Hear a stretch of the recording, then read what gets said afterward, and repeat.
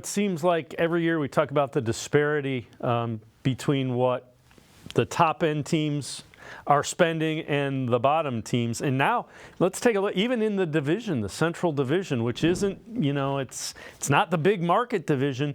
There's still a huge disparity between the payroll of, the White Sox.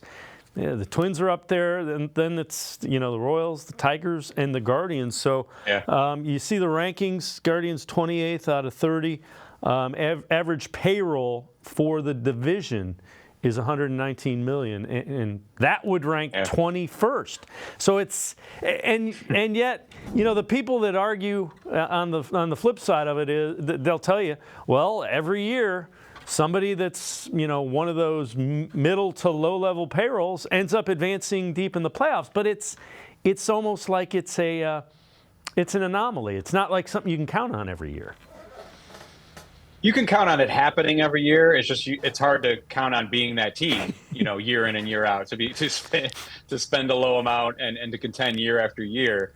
The Guardians, of course, won their division 2 years ago with one of the lowest payrolls in MLB because they had the youngest team in MLB, and they'll have one of the youngest teams again here in 2024. And obviously, youth generally leads to lower contracts.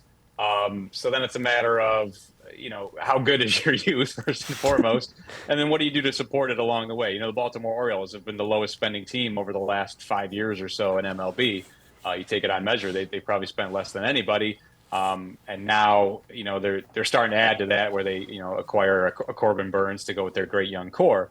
That's the way it's supposed to be done is, you eventually support that young core with some established talent that costs a little more. The Guardians haven't done that yet, and they're still in feeling it out mode. It feels like, it seems, it's clear after the way last season went off the rails, they're still trying to figure out what they have on their major league roster with these young guys. And, so payroll isn't everything. We know that. The Mets were the biggest spending team in baseball last year and fell flat on their face. Those things can happen. And then you can have a team that, like the Diamondbacks, that comes from the lower third in payroll and goes to the World Series. Those things do happen. But you're right. You have to, at some point, it's great. You build a young, cheap core, and then you build around it, and you extend guys and all those sorts of things. So they extended Jose Ramirez, but they obviously haven't done much to augment the young core in free agency. We haven't seen anything really.